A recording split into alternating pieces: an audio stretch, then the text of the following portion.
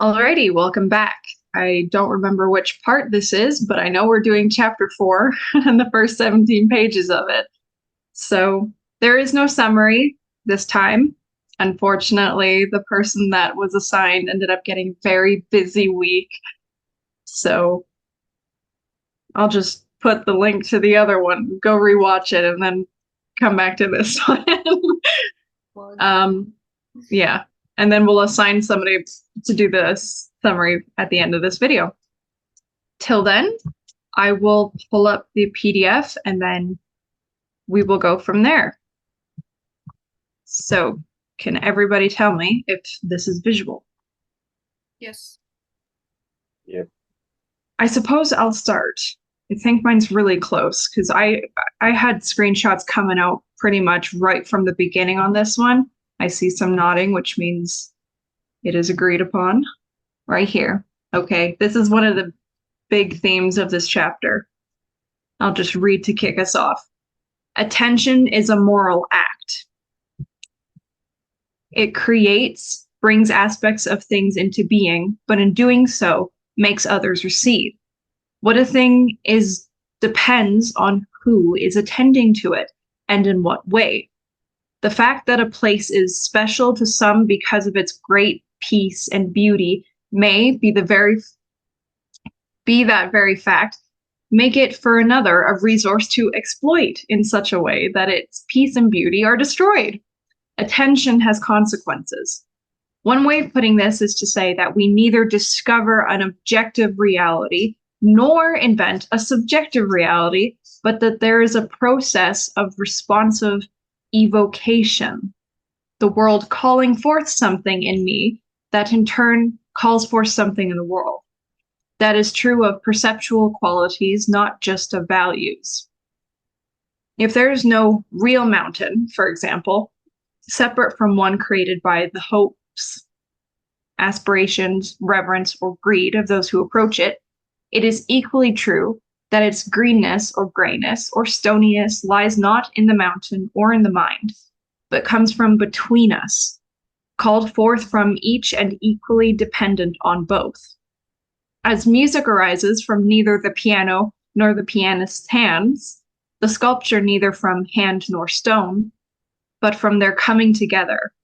And then the hands are part of the lived body, or, put more conventionally, are the vehicle of the mind, which is in turn the product of all the other minds that have interacted with it, from Beethoven and Michelangelo down to every encounter of our daily lives. We are transmitters, not originators. Yeah, if you actually go a little earlier from where you started, he says, our attention is responsive to the world. There are certain modes of attention which are naturally called forth by certain kinds of object. We pay a different sort of attention to a dying man from the sort of attention we'd pay to a sunset or carburetor. However, the process is reciprocal. It is not just that what we find determines the nature of the attention we accord to it, but that the attention we pay to anything also determines what it is we find. He goes on to speak right after Escher's Hands, which is a beautiful piece of work. Does the PDF show it? Yes, it does. Oh, there you go. Macy, do you want to read this? This is my second screenshot. From where? Okay, I believe I go to philosophy. So our attention down to right here. Our attention is responsive to the world. The world is responsive to our attention. The situation presents a paradox for linear analysis like M.C. Escher's hand that draws the hand that draws the hand.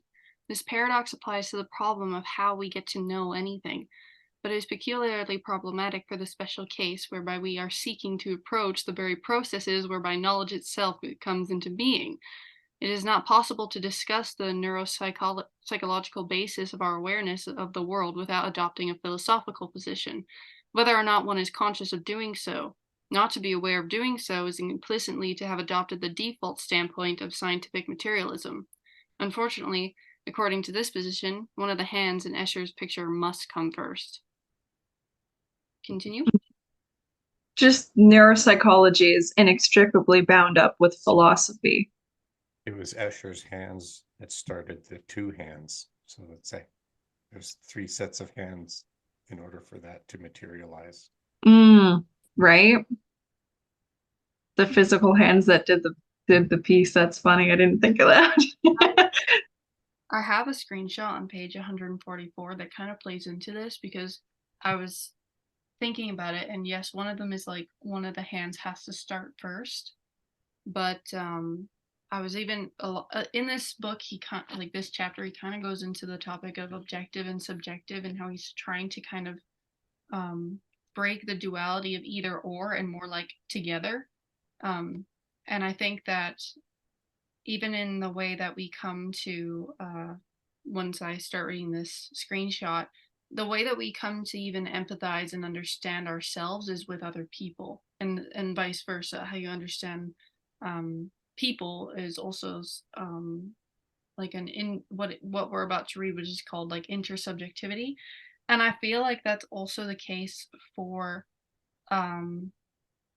what we would call as objectively separate from us, which I don't think it is, because even in the case of what Kyle, I think it was, no, Maddie, and what she read on the mountain, it's like there's no real relationship if it's outside of you. It's like I have to come to an engagement with this thing in order for it to have any sort of relationship with me and my life and my world. And but at the same time, me and my life and my world is comprised of a shared embodiment alongside other individuals, which is what Gilchrist kind of goes on to talk about. And so it's, and later on when we're in chapter 4, we're going to be getting into truth and how it's like a shared truth, and it's almost like we search for consistency. But that doesn't mean that it's separate. If anything, it's because of the shared embodiment that we come to stable, consistent truths, which is another thing that gets mentioned here. But for now, you can put it, Maddie, on, let's do in his later philosophy, so it doesn't necessarily start there. So just hold on. It technically starts, though Husserl brought a background in Cartesian. Oh, I liked this section. There it is. Yeah. Okay. In his later philosophy, Husserl aimed to transcend the apparent duality of subjective and objective, of realism and idealism, that had so troubled philosophy since Plato. He emphasized the role that empathy, the capacity not just to put oneself in someone else's shoes, but, importantly, to feel what they are feeling, plays in constructing the world. He came to the conclusion that there was an objective reality, but that it was constituted by what he called intersubjectivity. This comes about through shared experience, which is made possible for us by our embodied existence alongside other embodied individuals. He distinguished between the two ways in which we know the body: as a material object, corpore, alongside other objects in the world, and in that sense alien to us, and the way we experience it as something not just living, but lived, as it were from the inside. When we see others engaged in action in the world, we feel them to be lebhaft, as though we shared with them our consciousness of embodied existence. In this emphasis on the body, the importance of empathy and intersubjectivity, which forms part of what I mean by betweenness, Husserl is asserting that the essential role that the right hemisphere plays in constituting the world in which we live. He, too, emphasizes the importance of context. Things only are what they are because they find themselves in the surroundings in which they find themselves, and are connected to whatever it is, or whatever is that they are connected to. This raises the specter of epistemological circularity, since achieving an understanding of any one thing depends on an understanding of the whole.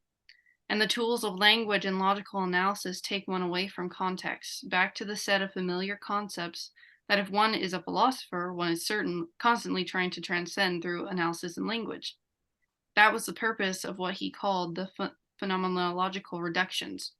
His own approach is linear, but is forced to acknowledge the awkward truth displayed in Escher's hands. The world arises from a circular process that circles and searches its origins, more like a picture that comes into focus all at once than a linear address to a target. by a right hemisphere process, in other words, rather than a left. Mm. I could keep going, but Did you highlight all of it? like there's 17 pages. Okay, you can highlight. Yeah, I think I highlighted the whole next section that you just finished at there. Oh, go ahead then. Well, no, I just wanted to touch on one of the. Hold on, I have to find it again. It was just partway through what you just read. Yeah, things only are what they are because they find themselves in the surroundings in which they find themselves and are connected to whatever it is that they are connected to. Just meaning like it or not, no matter if you want to abstract yourself out of context, everything you experience and think about and incorporate is contextualized in the actual reality around you. So you're integrated in this grand contextual thing that we all call living, whether you like it or not. So Yeah, me and Macy were on a walk the other day, and we were talking about that very thing. Some people, like he alluded to earlier, that if you trying to abstract something objective is really the position of scientific materialism, and it's understandable why they do it. They underdo it.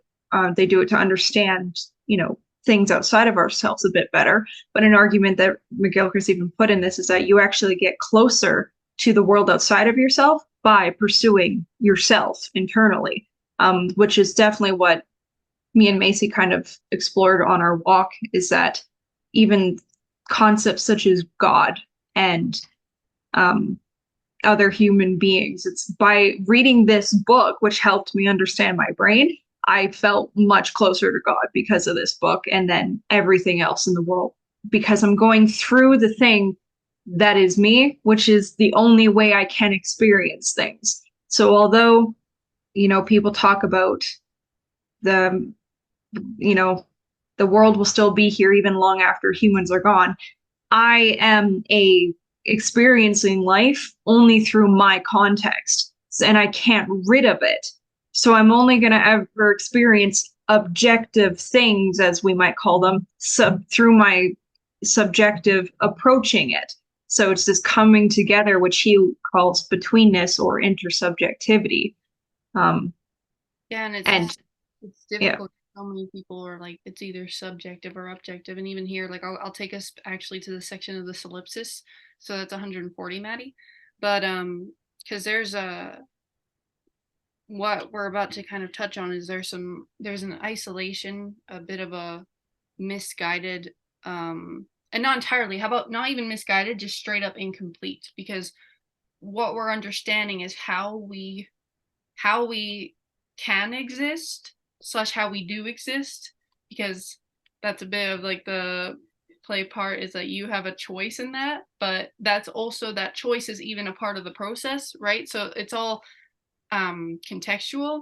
And so when I think of things as like putting them in objective stance, and then you kind of think that like I trust that they will be there long after I'm gone type thing, it's like that's fair. And I think that it's also straight up putting it, to me sometimes it's putting it in an objective momentary stasis, and by momentary I really do mean momentary. It's like in order for, I feel like, the left hemisphere to get a grasp of what's going on, right? But it's still through the lens of us and our lived experience. And that's why I was even talking about this with Manny, and I can get what your guys' thoughts are on this. But even in the last chapter, when he was talking about how when it comes to metaphor, when you decide that you're going to say that a man is like a wolf, not only are you kind of attributing wolf-like qualities to this man, but now you've attributed human qualities to a wolf, right? And he was saying that that goes for a lot of our understanding of, well, everything in existence, because it's like we're living a human experience. And I don't necessarily mean like everything can be characterized as characteristically human, but at the same time, I think everything universal can also be characterized as human. And so that's why even in this book he goes on to say that the universal comes through the particular, right? So it's like, so as above, so as below kind of thing. So that's why it's like that maybe the universe is doing a thing that we do because we're part of the damn thing. Like, so many people think that we're separate from it, but it's like, but what if we are in part the universe? But anyways, I'll go on to this solipsis thing because I was actually just wondering what it is that you guys thought on this one, but so I'll go from let's return, Maddie. I actually had I have that too, but I started at Spinoza. So do Cyril, are you here? Could you read this for us? Yeah, I'm here. Okay, go from Spinoza and then Macy will tell you when to stop. What page is this? 140. Yeah, 140. A quick pause for people that are listening and also the group. Like, for context, while he's reading this, keep in mind what we read about intersubjectivity and kind of the coming together in betweenness part, because I think that might help in some of the questions that might arise when people are thinking of this. Okay, Cyril, do you know where we are? Yeah, I found it. Okay.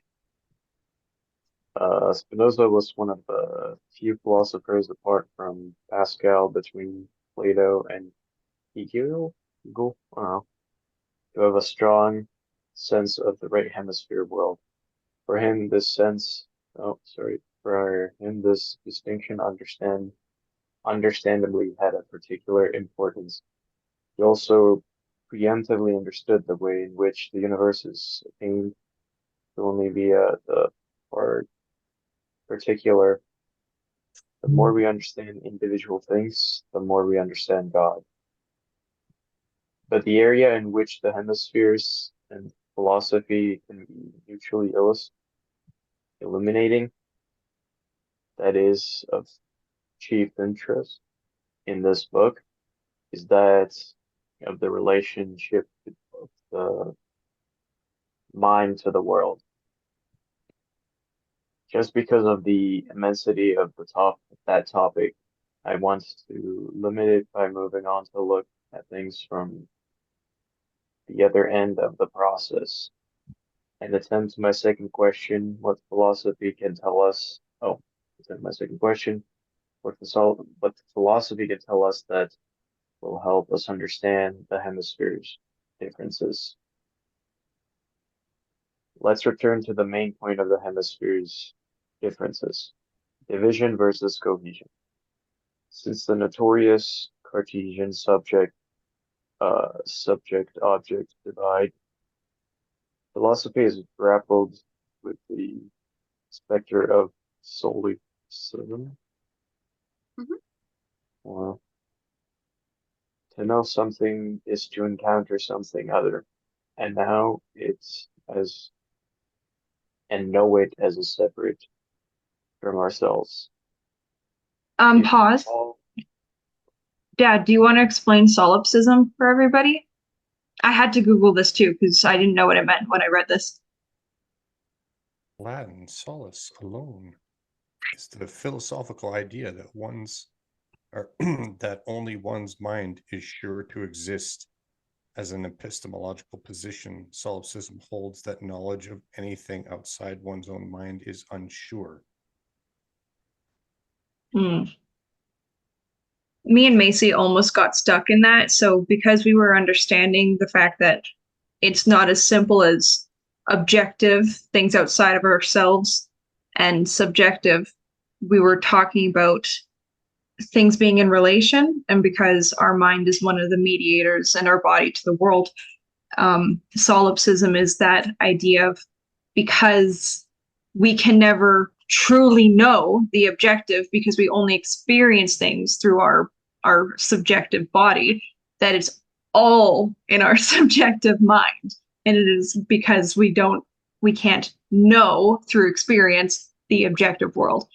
That's still too dichotomous, and it still doesn't account for the actual living world. But when you're going through this lump, it's something that we came to understand solipsism through this journey. Yeah, it's the same pitfall as postmodernism, where you have the idea that there's an infinite number of perceivable realities, and therefore there is no actual reality that you live in. And so everything can be whatever your preference needs to be at any convenient time because somebody perceives it that way. Yeah, like I think that even in his book it goes on to this, but I don't really have the section pinpointed, but it's you are ever only encountering something as a something else. And it was more so in the sense that it was like it's not that it can be whatever interpretation that you want it to be. And when we get to the section on truth, like this is very much highlighted, but it's not that you can make up whatever the hell that you want to, but it's not that it's entirely separate from you, because it's still your experience with something else. Now, is it necessarily like factual that it's apart from you? Again, like to me, I don't think so. I think it is the coming together, but I think that it also depends on your mode of attention and maybe even the realm of the hemispheres again, because they do have different ways of wanting to see the world, or seeing the world, because the left hemisphere wants things to be in stasis and wants to, like he talks about it later, but manipulation, it comes from clarity and fixity and stasis, right? So that's why to the left it's important to do this thing and see it as separate. There was even something that got posted in the Telegram chat, and it was how why we do what we do is because of some sort of force that is exerting its will on us, and then we're almost like puppets that are meant to be instruments for this thing's will, right? But that is, again, I feel the left hemisphere trying to justify existence when the right hemisphere just exists. Like it's looking for something to justify why it is that we do what we do as human beings, because it wants it to be manipulatable and understandable and clear. And so yeah, but well, left hemisphere, because so all of this has to be kept into a larger concept while you're navigating this, because everything that's being discussed has to be outsourced. You can't come to a conclusion about your relationship with the world without a consensus. So you need other people in this world in order to come to your consensus of a truth. Yeah. This is why the trap that people with the ideology of the diversity, inclusivity, equity mindset is that this is the philosophy of the left hemisphere. Mm-hmm. Because if you were to be solely on your own, then it's not even necessary for a truth on a philosophical sense. It doesn't need to be relevant because there's no one to run a consensus with. But the minute that you have to negotiate with another person, just even to agree on a philosophy of like where to go and how to find food together, then you are outsourcing the pattern together and you're trying to communicate it and then see how it manifests to the two of you, because now you've added another mind. Without the ability to outsource, then truth becomes an irrelevancy. You're just navigating your own. But the funny thing is that that's, and even in of that of itself is not entirely true, because the left hemisphere can't, it needs to outsource to the right hemisphere, although it would rather not. Well, then you don't get you without other. So even if it wasn't even other human beings, it would be some other form of interaction, whether it was with a living thing or not. And actually, it would have to be like, it's just, you don't get the living without the living. Yeah, that's even this book, and I didn't notice it the first time. Obviously, I took it in, but I didn't put emphasis on it. And it's the same thing that Matthew does. Matthew actively searches and brings in context from so many other minds. That's why he has such great context, is because he's read so many other historians and the works of the people he's actually studying. And even McGilchrist, I love Iain McGilchrist, but Iain McGilchrist has referenced at least like 10 different philosophers just in these 17 pages, let alone the entirety of the book. And it's just that reality, that unspoken reality about the context of people and the relation between one another. Each of our minds is made up of the the other 5 closest minds that we surround ourselves with. It's the only way to exceed the limits to growth. We actually can only advance as a species with more minds. We need more brains in order to transcend as a whole group. And that's the part that's missing when the left hemisphere goes into its philosophy of how to navigate the world, because then it just wants to lead people, like manipulation, follow me and I will show you the way, without really negotiating that. Mm-hmm. So Yeah, that's where solipsism comes in. later on I'll bring this back, but just remind me that comes into the play where it's like there's truth is relative, and by relative we mean in relation. So, right? But that doesn't mean that there can't be shared truths, right? So, but we can go on to that after. We should continue reading the solipsis part. Okay, Cyril, you're back. I forgot to unmute again. My bad. My bad. Go from to know something is to encounter. It's right after solipsism. I already read that sentence, but okay. So know something is to encounter something other, and know it is a separate, and know it is as separate, and know it as separate from ourselves. If all I am certain of is my own existence, I'm not even going to try to pronounce that. How does one ever cross the gap? From this solid, how do you pronounce that? Solipsis. Solipsism. Right? There is nothing to encounter, since all we know stems from our own mind alone. According to I'm not going to try to pronounce that. Okay, God, how do you say this? That's Wittgenstein, the solipsist. Wittgenstein, the solipsist.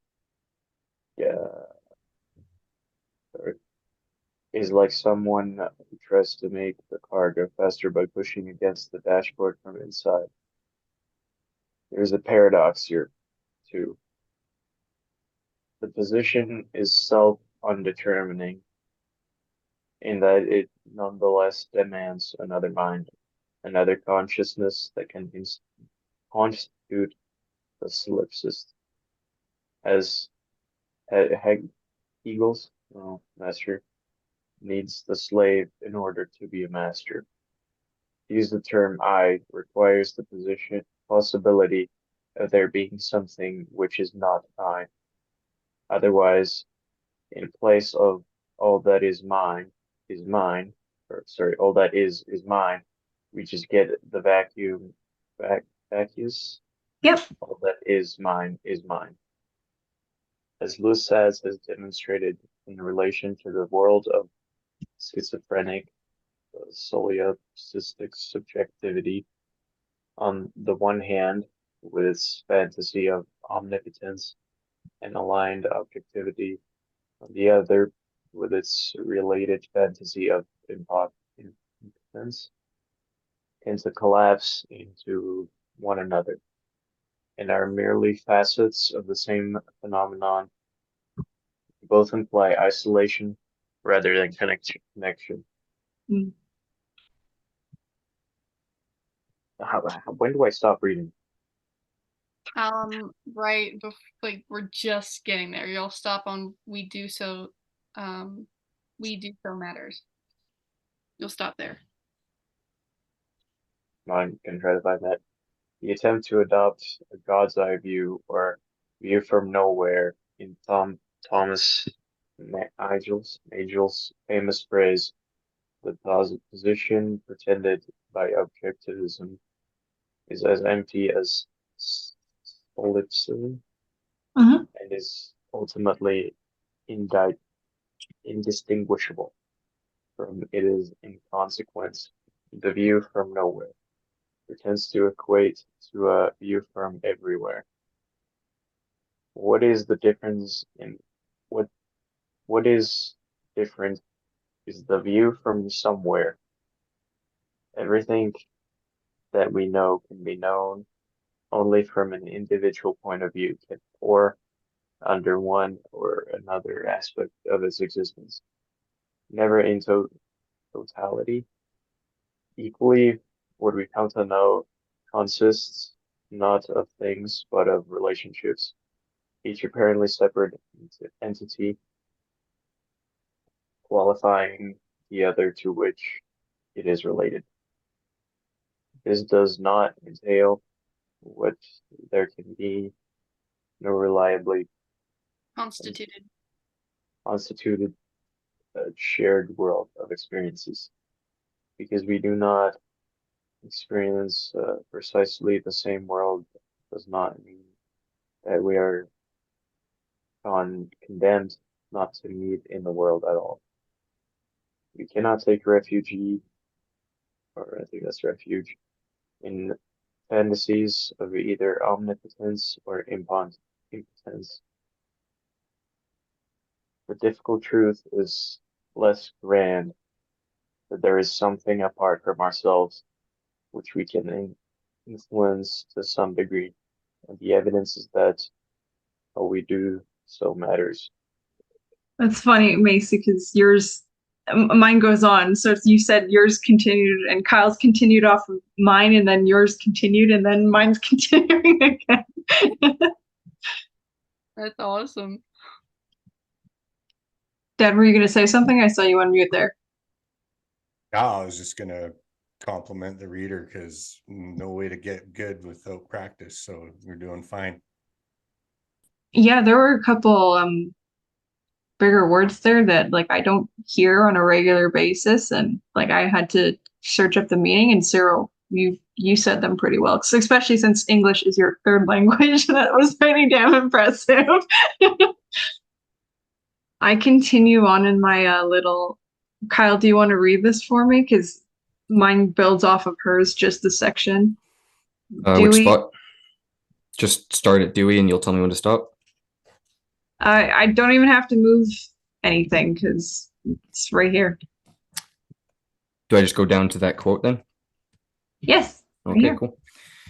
Towards the end of the 19th century and in the early 20th century, the American pragmatist philosophers John Dewey and William James, in different ways, began to signal dissatisfaction with the atomistic, rationalistic approach in philosophy and the abstraction that necessarily goes with it. Dewey wrote, "Thinking is always thinking, but philosophical thinking is, upon the whole, at the extreme end of the scale of distance from the active urgency of concrete situations. It is because of this fact that neglect of context is the besetting fallacy of philosophical thought. I should venture to assert that the most pervasive fallacy of philosophic thinking goes back to neglect of context. Neglect of context is the greatest single disaster which philosophic thinking can occur." I love that last little criticism of philosophy, because from what little I've read of Plato and Socrates, they would 100% agree with that statement because of how critical they were of philosophers in their day. This is something that we even see, and Dad has also seen this many more times than myself, but this philosophic thinking, which always decontextualizes, also happens to academics. It's a thing that happens when you don't get in the world enough, and then you're too busy with your head in a book, so to speak, and you don't actually get the hands-on experience or talking about human beings and the human disposition without actually engaging in your own disposition. And then you come up with all of these nice formulas, even if there's some truth to them. It's always limited because you aren't getting closer to the particular, which would be yourself. So there's that disconnect in both philosophy and academia struggle from that same thing. Yeah, and I think the thing that I have a bit of a dumb philosophic mind too. So like you want to talk about going like to the extreme end. I definitely but I think that it even relates to a part that he goes on to when he's talking about art. And it's not that when you're having philosophical hypotheticals of what the existence of of people is, and you're trying to do some left hemisphere generalizations, because that's kind of what you're doing. You're kind of trying to figure out what the general is, which is very funny. But I think that when you're doing that, it's not that that's a bad thing. It's more so the lived world of experience can help edify if that is actually the case, and not because that, like a piece of art, you're trying to replicate what's already there, you're creating what's already there, because like one could argue that it's like, oh well, if it doesn't play into contextual existence, and it's like, it's not like the contextual existence part is the thing that's in stasis, that's the thing that we can define, but it's like, but that isn't always changing and moving thing. But like we were saying before, it's not just anything, it actually is a something, and that's what makes it unique. But that's what makes it an engagement. But when you're doing philosophizing and all that, and then it doesn't actually like keep into context, and what I mean by context is, again, not something that it already exists, but it's also, it's you as the artist creating creating or discovering a truth that was new, that was not necessarily there before. So maybe on the surface it looks like it's in tandem with the lived world of experience, but at the same time you are part of the lived world of experience, so of course it's in tandem with the lived world of experience, right? But it's yours, and that's very unique, because it's like my mind and my existence has been comprised of nothing that anybody will ever experience except for me, right? And same goes with everybody else. So that's why you can have something that is truth in relation. So does that ever mean that we don't come to a shared truth? Of course not, because what are we in relation to?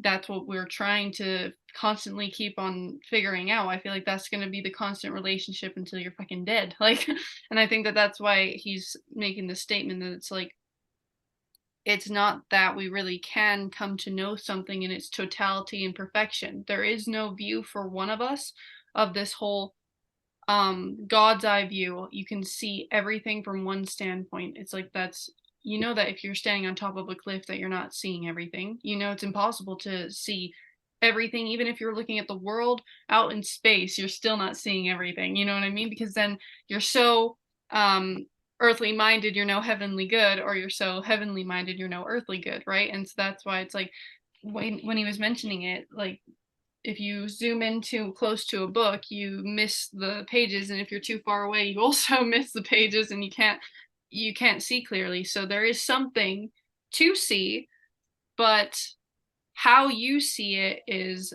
I guess, the negotiation.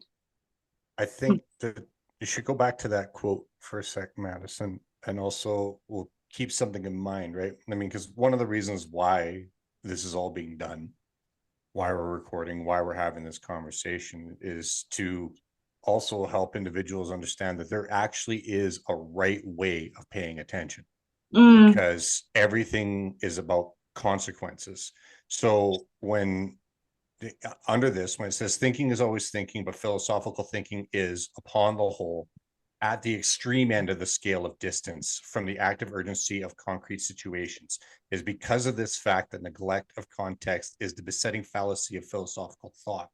I should venture to assert that the most pervasive fallacy of philosophic thinking goes back to neglect of context. Neglect of context is the greatest single disaster which philosophical thinking can occur.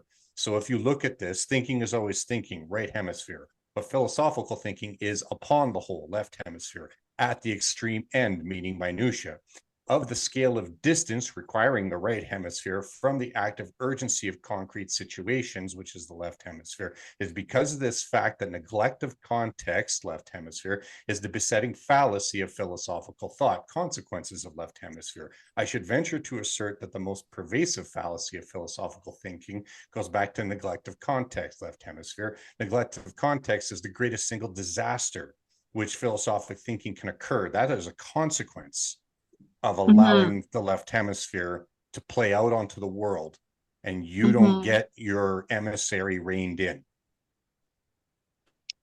Yeah, Just I so you know, believe. like even how he described it, you are watching the hemispheres in the structure of the sentence in order to come to the conclusion that this, how do we know? How do we know that, right? That's like, because he says, I should venture to assert that the most pervasive fallacy. It's like, how do you know that? Because there's a consequence of having that type of hemispheric thinking. If you let the left hemisphere lead your philosophical point of view, you actually are going to have a less encompassing result to navigate the very essence of your existence. Yeah, this part builds upon that. So, Dad, if you could do me the honors of reading this, this will build upon the context that you're bringing right here. You want me to start if the process of philosophy? Yes, and then yeah, I'll highlight it once we get there for you to stop. In the meantime, Good. take me away. So if the process of philosophy is to understand the world, and in reality, things are always embedded in a context of relation with other things that alter them, you are not going to succeed in understanding them if you start by taking them out of context. We are not explicitly aware of the role of context just because our every utterance is so saturated with it that it forms the significance of what we say and hear. Here Dewey refers to the implicit nature of the right hemisphere's world, its insistence on the importance of context and the ultimate importance of right hemisphere pragmatics in yielding the meaning of what we say and hear. And context implies change and process. To see the organism in nature, the nervous system in the organism, the brain in the nervous system, the cortex in the brain, is the answer to the problems which haunt philosophy. And when thus seen, they will be seen to be in, not as marbles are in a box, but as events are in history, in a moving, growing, never finishing process. Dewey and James address the problems of how one can know truth in a world where things vary depending on context. And a part of that context is the nature of the mind that does the knowing. The qualities never were in the organism. They always were qualities of interactions in which both extra-organic things and organisms partake. James, like Dewey, saw that there was something other than ourselves, and that therefore, despite the impossibility of a detached objectivity, truth to it was important. The much lauded objective evidence is never triumphantly there. It is a mere aspiration or Grenzbegriff, limit or ideal notion, marking infinitely remote ideal of our thinking life. But when as empiricists we give up the doctrine of objective certitude, we do not thereby give up the quest or hope of truth itself. We still pin our faith on its existence and still believe that we gain an ever better position towards it by systematically continuing to roll up experiences and think. Our great difference from the scholastic lies in the way we face. The strength of his system lies in the principles, the origin, the terminus quo of his thought. For us, the strength is in the outcome, the upshot, the terminus ad requiem, not where it comes from, but what it leads to is to decide. I think that that's really important because I know that some people, when it comes to the left hemisphere's mode of thinking, it's like they want to understand the origin of why we do what we do. Even that statement right there, where it's like, how can we come to know anything if everything is embedded in a context that is living and changing, and like how can you even come to a truth at all? And even the process of us as people, like, because you can be like, well, human beings, like there's literature on this all the time where it's like human beings are true seekers, and they're expansive thinkers, and we're always on the search for more, and right, and like that's and some people want to know, well, where did that come from? And so they'll say that it was God, that's where it came from, right? But I think the world of the right hemisphere is like, it's less so, it doesn't think that you shouldn't ask that question, but I think it more so is like, regardless, we are and what is. So that's why I think it's more so concerned with what it leads to is to decide. It's almost like there was so much context surrounding how I got into this world. It could even go back from the very beginning of the fucking right beginning, which again I see it more so than it's less so one of the hands in Escher's hands started, right? It's still this thing where there's relations, and you can't pinpoint entirely where it was, but you're always trying to almost search your origin. But the minute that you feel like you got it pointed, that's when you're supposed to let it go, because it's not a pinpoint. That's really not what it, in reality, is not what it is. And so I think that that's why us doing this thing and this process of trying to seek the truth and all that, it's like, this is something that we do though. And I think that that's what the right hemisphere understands. It's like, people will be like, well, it's in our nature to do this thing, and it's because of this, right? And I always feel like I have a hard time with that, and at the same time I understand it, because again, I think it's the left hemisphere trying to justify why we do what we do. But Dad, what do you I think the left hemisphere doesn't know why. We have evidence of this in the other book, remember? Because one of the little synopsises, I think it was chapter 3 in the Matter of Things, was that the left hemisphere will actually have certainty about that which it cannot know about. So the one thing that plays a little bit into what you were just saying is like, so consider it this way. When you run into individuals that find themselves, saying it's in our nature, well, first and foremost, they use our. So they're implying immediately that it's a we problem, not just a you problem. Although in order for there to be a we, you need a whole bunch of yous and I's to get a we, right? This is what's automatically known by the right hemisphere. And you'll come to a consensus on a thing for a time, right? That's why you need context, because then it changes. And it begins changing even with the modes of understanding that start to unfold in front of you. And that consensus is kind of like, you'll get agreements from lots of people on how to do things with one another, which is something that's necessary for us in order to live, the good life. There will be times, though, an update, which the left hemisphere is good at garnering that information, right? That's specific. Something gets considered, right? Taken in as a contextual whole, and then it gets a closer look brought to it. And this is how you make like scientific advancements. So when you get your scientists or your individuals that like to look at things closer, it's really because they've recognized the pattern. So the right hemisphere catches this meta pattern. So this is what we will call our nature. Because this pattern that arises, then they'll go and talk with other people. They'll present their work or their thesis, right? Hypothesis. And then when others can replicate that viewpoint, then there's this consensus, and then we'll consider it a truth until demonstrated otherwise. And the tough part is that when a group of individuals, our nature part of this starts to solidify, as in like, oh, everybody knows, like now we all agree this is the thing, like when we all agree on this thing.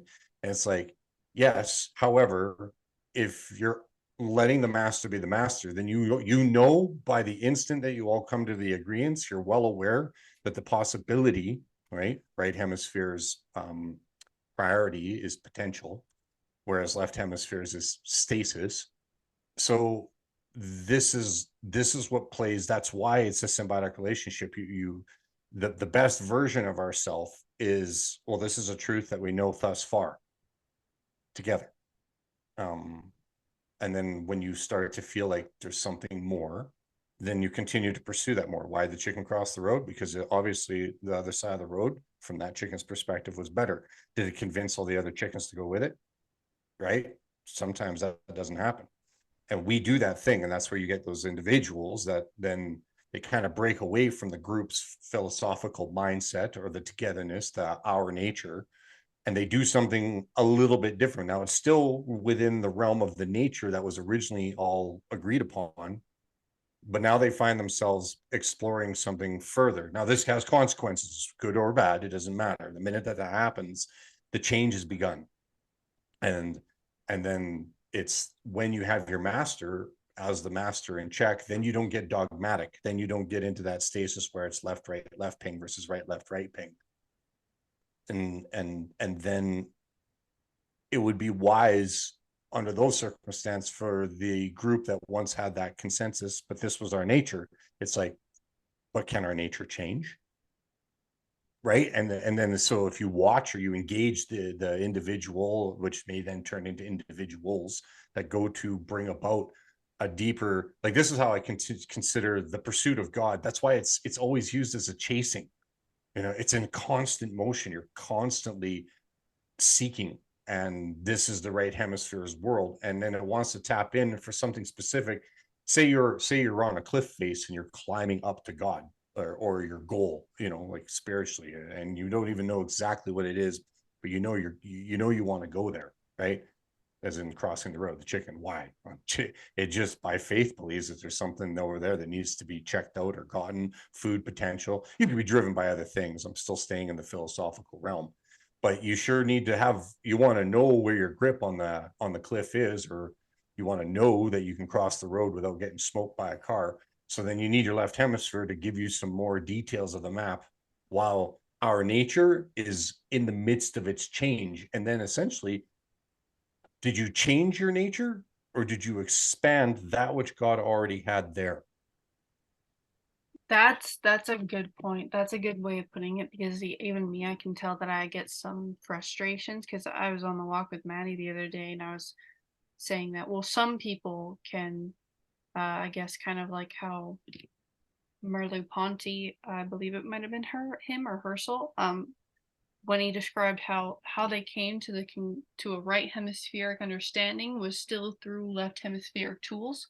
So to me, it's like, when people say, well, what if someone was like, well, our nature is change, it's like, right, that to me it's still a left hemispheric way of encompassing that which the right hemisphere understands. It'd be like, well, duh, kind of thing. But it's like, yes, and but it's funny, because then how can you, and actually the question is, why again, it's almost a little bit of an interpersonal thing with me, where it's like, well, how can you argue with that, if you even should? Because to be completely honest, it's kind of like what you said, where it's like, that which has kind of like always been, is it one of those things where we worry about it, in terms of the fact, if someone makes that statement, like refuting it or anything like that? It's like, I don't think it's a problem if someone makes that statement. I guess that comes with allowing the left hemisphere to have its say. But so like, so when it comes to a model in which you're choosing the world, because McGilchrist says that you kind of inevitably do choose one, and when it comes to the metaphors, when he said that there's also a cause and an effect of your understanding, right? What metaphors you choose to carry across the gap. What you choose there is not just an effect of like your on your understanding, but also a cause. It's like, right? So I think that, yeah, I feel like it kind of comes down to a bit of like a choice of how it is that you want to what you want to give your left hemisphere. But then again, you kind of have to do that thing again, where now, like, don't forget to keep expanding and keep going. But That's why he commonly uses no, or the absence of no. That's it. Like, you give permissibility, both hemispheres will give permissibility. The left hemisphere would much rather not give permissibility to the right hemisphere, and the right hemisphere by nature would rather believe in the potential of the left hemisphere, because it knows that with the left hemisphere's participation, the surgery is better. Like, the surgeon can do the operation without the scrub nurse, but the surgeon knows that the success rate of the patient to have a successful surgery to heal correctly without infection requires the left hemisphere, the nurse, right? So it's like, the best version of ourselves is the master being the master and the emissary being the emissary. It's just, unfortunately, as the scorpion plans on betraying the frog with the whole, it's in our nature, or in my nature. And that's true. Like, we will more often than not betray ourselves than we will believe in ourselves and our potential. That for no other reason than the hemisphere's proclivity. As which gets turned into the good and evil dynamic because that's a dichotomous way of describing it. But that's an incomplete model. It's effective. It has its place in the world for sure, but it's ineffective. And not to say that there isn't something that can be qualified as good and qualified as evil. That's not what I'm talking about. It's that it can't rest solely on those two dynamics alone. That would be an incomplete model of what the pursuit of good and the choice to deny what's evil, right? There's a participation in order for good and evil to manifest. Well, and yeah. Participation is the living thing. Yeah. Mhm. I think that again, it comes back down to like the don't get so caught up in the general that you forget the particular, the individualistic, right? So it's like there are times when you need manipulation, like, and I love I said need, which is actually a left hemisphere way of seeing it, but there are times for manipulation and there are times for not manipulation, you know what I mean? And that comes down to the circumstantial truth in relation, good and evil in relation as well. That might stir some people up, but it's I think that that's true at least. But Well, yeah, you want to try and stay in the realm of betweenness, not getting caught up in the dichotomy of either or, because either or fails you. Either way, you decide to cut it, right? So any end of the extreme that you decide to put yourself on is going to fail you because it's not a complete way of attending to the situation, right? It's why attention is a moral act. Like, say somebody betrays me and I decide to go and deal with the situations. Okay, well, I could attend to him like he's somebody who betrayed me. I could attend to him like he's somebody who made a mistake. I could attend to the situation like I'm the one that made the mistake. And well, what's moral is that's going to be up to each individual to decide for their own set of principles. But there's still a palpable betweenness in that entire engagement, no matter how you decide to look at it. mm-hmm. And Maddie, I think that that relates to do you remember the part where he's talking about like trying to fly with a submarine? Oh yeah. Okay. It was basically when you're trying to understand the right hemisphere using the tools of the left, it's like trying to fly using a submarine. What he said.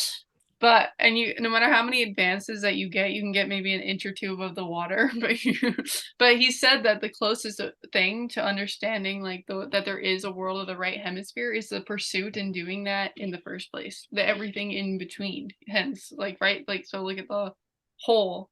And that's what's clear to show that there's something that's akin to the world of the right hemisphere. And he even talks about it later on. I'm not really showing the screenshots because they're kind of just in my head, but that's why he was talking about things having depth. It was like it's actually the edification of his existence comes from the fact that we can't put our finger on it. It's because that it has depth. It is something that is living and has distance and space and time kind of thing. So yeah. Yeah, that's the funny thing about reading this whole thing. Even the idea of perfection, it's like it's the pursuit of perfection that makes the concept alone is first of all unfathomable, but that doesn't make it invaluable because the concept of it allows for the pursuit of it. And it's in pursuit that we achieve the concept, in my opinion. So it's that perfectly imperfect, which makes it perfect. And it's that full circle type thing going right, left, right, but always right, left, right, because the first time going through this, because the left hemisphere gets to say first, and the dichotomy always comes up first. So you read this and you go, okay, we have two hemispheres. So you already have the either or option. And then you read the book and you go, well, clearly the right hemisphere is the better hemisphere. It's like, not exactly, because it is better with the left, even if it is more capable on many, many, many, many, many aspects than the left. It is not as good without the left. And that's something that I'm getting from this personally on the second read through, because first of all, we're living the example, but this is like Dad's 4th, 5th time going through this book. So even something that we talk about in our family on a regular basis, you think we have the concept down flat, totally, except here Dad is reading it for the 5th time, me the 2nd, Kyle the 3rd, Macy the 1st, and it's because we know that's the process, right, left, right. We read the book, you think you get the specifics, but there's always more, and the more brains we meet, like Cyril, Noah. I was just telling everybody that even Noah showing up last time, she taught me something new about how to host these better by getting people to read and invite. So all these different brains, even if they don't attend the same way, but it's more. You're bringing more and more and more. So the potential just keeps increasing. And that's why you go through this. And that's why a lot of religious people love the Bible, because they can bring more to it every time they pick the thing up. And even what you guys were talking about in the language and the reductionistic, going from some left, right, left, although it's nice because there's still a ping. You can tell it's still not that extra bit. Something still feels a bit off about it. Even in the movie we just watched, there was recommendation by Matthew and Cynthia, the Awakenings with Robin Williams, and then knowing this hemisphere knowledge about even the right hemisphere knows, when it's missing the left hemisphere, its hand physically looks for the hand of another, knowing that it is lacking and it wants something more to fulfill itself, to fulfill more potential. So I think that the best takeaway then, and this is half left hemisphere takeaway, but it's a good thing. I do think that it's a good thing, but I think that in order for you to, because Dad was talking about God and how it's almost like always a chasing kind of dynamic. I think the best thing, if you really want to learn how to ping to the right kind of thing with my left hemisphere formula, but the best thing that you can do, having that God envisioning thing in mind, where it's when you're trying to come to know something, you first have to admit that you don't know. And I think that is the right, left, right ping, because even the process of you trying to get close enough as if you could have the answer, you're acting as if you could know by first acknowledging that you don't know. And then when you do decide that you've come to know a thing, that's when, again, you should give it back to the right hemisphere and look for the things that are still not knowable, because hence why people say the more that I know, the more that I don't know. mm. And the question that should arise is, okay, so, hey, I know God. Okay, fantastic. Thank you, left hemisphere, for your absolutism. Can we know more? Get it back over to the right hemisphere. That way you stay growing in your relationship. Because the minute you get that was why the whole, tossing the Bible on the ground during in my old days when I was running a youth study, it was remember, this book is the isolation of God from all the different perspectives that come into it. And there's tons, some for good, some for not, when you actually understand historical context and all the individuals that came together to put together in the Nicaea gathering. And the thing is that if you don't take into context what was going on at that time, and you don't realize that then it stays kind of isolated, all that's ever happened since that time is new renditions of the vernacular. Well, that's the left hemisphere now, isn't it? And so there's manipulation can be there. And since that fallibility is on us, when you get into the mindset of, well, yeah, but that's the word of God, it's that's incomplete, because in order for all of those people to have experiences to write about, they had no literature at the time. They experienced the thing, God, and then wrote it down.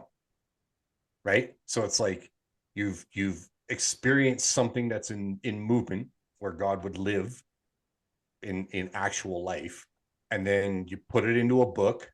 But this is important to do this, so that way you can pass on a consensus, a meta pattern, but it can't stay static.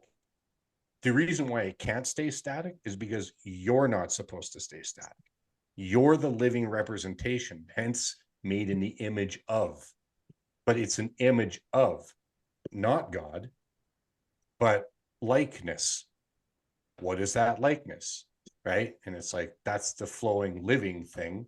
So we get the Bible as like BIBLE was a fun thing that they used, right? Basic instructions before leaving Earth. Fun little acronym. But the thing is that basic instructions, you've got to still live the thing. And then when you go back to a Bible, because like I read it like 7 or 8 times right off the hop pretty early in my early years of being belonging to denominational religious sects, if you will. And it was I who was changing and growing, age and time, context and depth. Why is a great piece of work a great piece of work? Not just because of the notes that you read on the page to play the instrument, but the space in between. It is important that that distance and that timing, those pauses. So it's the unseen truth between notes that makes the music this moving and marvelous thing. And that is also true of the Bible. You want a Bible, as much as like I love Gilchrist's work, right? Like we need these minds, but I have to then play my, it's like that line that we saw in Dead Poet Society where it was like, what will your verse be in the orchestra or in the poetry of life? If we were to all write a poem together as mankind, you could argue that that's how you get a Bible. What's yours going to be as you chase your faith, chase God, chase life, chase relationships, negotiate? Always know what you are, hence Gilchrist's work, hence maybe even solidifying a Bible. Know what you are to better negotiate who you are. And in that, in between those things is God. Yeah.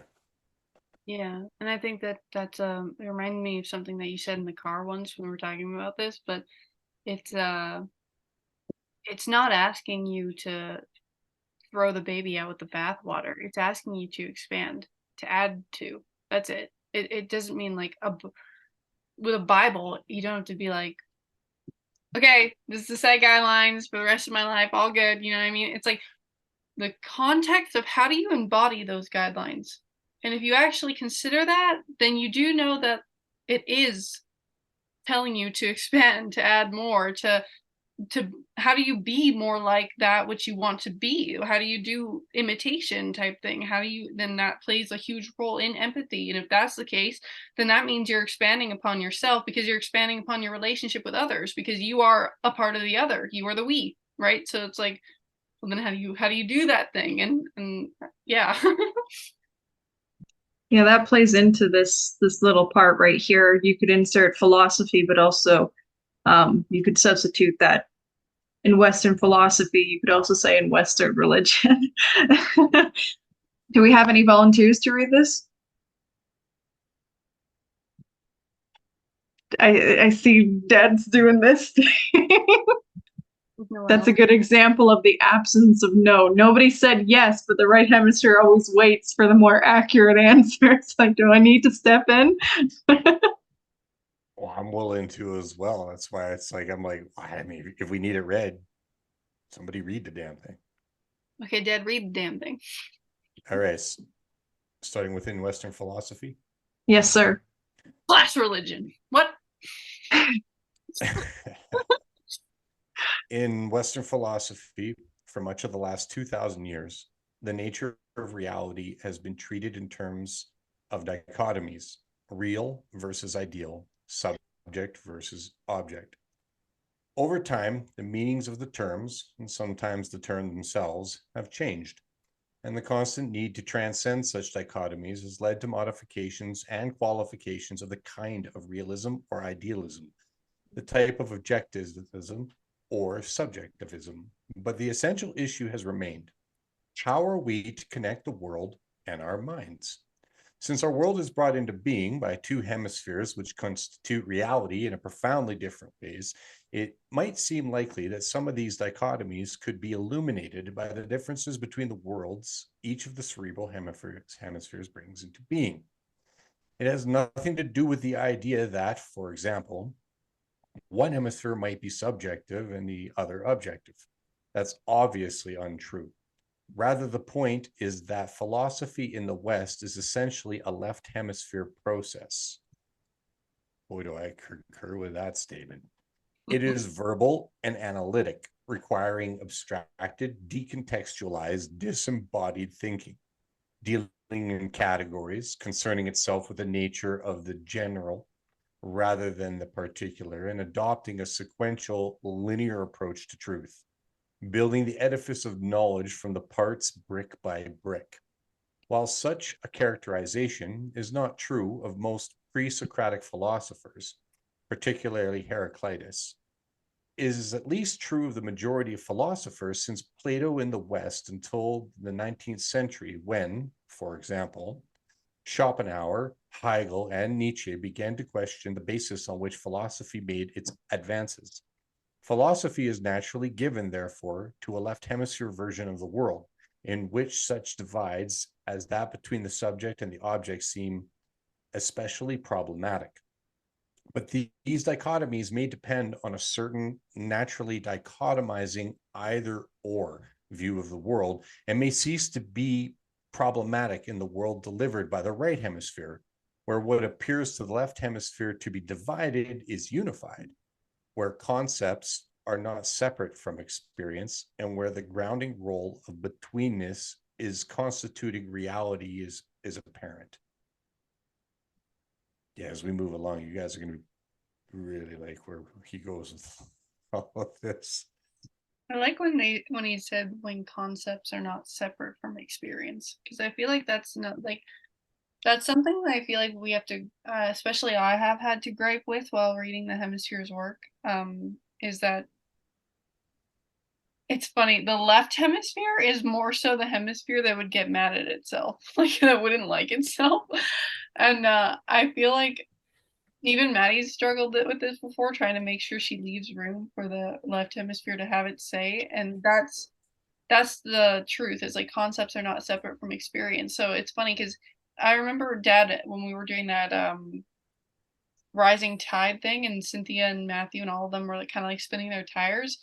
To us, we could have been like, okay, but I felt like my mode of attention was like I feel like this spinning of the tires is part of the process. Hence why concepts are not separate from experience. These concepts of like these philosophical deep distance shit that you're doing, it's like that's part of the process of life, you know what I mean? Overcomplicating things and all that, right? But that's because you're still doing what the, I guess, right hemisphere instinctively does, which is you're expanding or at least attempting to. And then but you're trying to do it using, again, the tools of the left, so it is difficult to fly using a submarine, right? But you're still attempting to do this thing in the first place. So yeah. The example for that too, it was as equally inconsequential for an intervention in that conversation, because you're listening to a whole bunch of individuals talk about a theory of physical demonstration. This because the philosopher king, right, looking for that streetwise individual, and then the leadership that would, that could, because essentially it's the philosopher king, right? Like almost every one of these great minds is trying to find that thing, but that's a living out. You could go through the tragedy of some of the consequences of a streetwise life, and if you have your attention brought about correctly from that experience, then you get a more balanced version of a leader, because then there is that right hemisphere context, empathy, an understanding that things don't always go according to plan, which the left hemisphere hates. But in spite of that hate, it doesn't matter. That's going to happen no matter what. And me not interjecting when I'm watching a bunch of individuals talk about the theoretics of street life, when I have an actual history with a street life, it was just as equally beneficial to not interject, because that's something that they also have to come to their own understanding of. So that's the part about the right hemisphere. It's willing to let the tires spin because there's a lot to be valued even in the failure. It's like, did the better version of Socrates arise because of Aristotle? It could be argued. Was it necessary? No, I think life in and of itself is why Socrates did what Socrates did as far as demonstration, right? If you look at the great emulators, the people to emulate that we get inspired by, Confucius never wrote anything down. Disciples and people that viewed Confucianism, or Confucius, did the writing. Socrates didn't write anything down. Plato and other people wrote things down. Jesus didn't write anything down. The disciples, you catching, right? So the right hemisphere is a lived demonstration. And so it doesn't benefit it to get caught up in semantics, because it's doing the thing. It's just doing the thing. And always will. Where getting the semantics to be able to write something down, how important is that? Because then we get an idea of what a living emulation is, right? And that's why we are a product of our past, and that's important to bring that into its context, to know your history, consider these other individuals that went and lived this life before us. Is there some things where the left hemisphere could be like, okay, well, they did this thing, and yeah, I guess, even though I didn't live that thing, I know enough about it that, okay, I get it. And it's like, well, that's incomplete. You have some of it, but you couldn't possibly get it because you weren't alive at the time that these individuals were facing their reality in context. And now you're living a thing, though. So what you end up demonstrating, this is why it's your verse in the song of human history. You've got to let your verse play out, because someone will potentially, like, it's even why we're recording this stuff. We're hoping that someone will take the stasis of what we're doing right now and then let it come alive again, right? Like every time you read something, if you're different and then you get to take that and expand it, now it becomes alive again until you put the book back on the shelf. And if you're catching my meaning. Totally. No, that's so we watched Dead Poet Society with Robin Williams, and you yeah, it's highly recommended. You look at poetry in isolation, which some of us did while we were talking and disseminating the movie. It's like, oh, poetry can be kind of gay, blah, blah, blah. Meanwhile, looking at it in context to people and society and everything you just said, that's why we were talking about even the nature of writing poetry. And I have a poem here that I might as well read because it plays into this, and it's on that very thing. It's like, you're busy being, yet taking the time to pause, write down the thing for another person to share it. And just because I sat down and wrote the thing doesn't mean that I stopped being since that time. Yes, it's in stasis in this phone here, but the thing that it represents has continued on. We don't get where we are unless McGilchrist sits down and read the book and writes it for us to read. So it's like, yes, you are going against the flow, momentarily putting things in stasis to write this poem about life and to write the book about the brain. But without it, again, the right hemisphere is not as effective without the left. So on that note, if anybody's opposed, I will read this because poetry seems to be one of McGilchrist's way of communication, and this is very on this topic. It's called Too Busy Being. Writings of wonder and woe. She's been pondering these poems to the marrowless bone. There was a time that I too tugged titled tales like thread through needled notes. Poetry is necessary.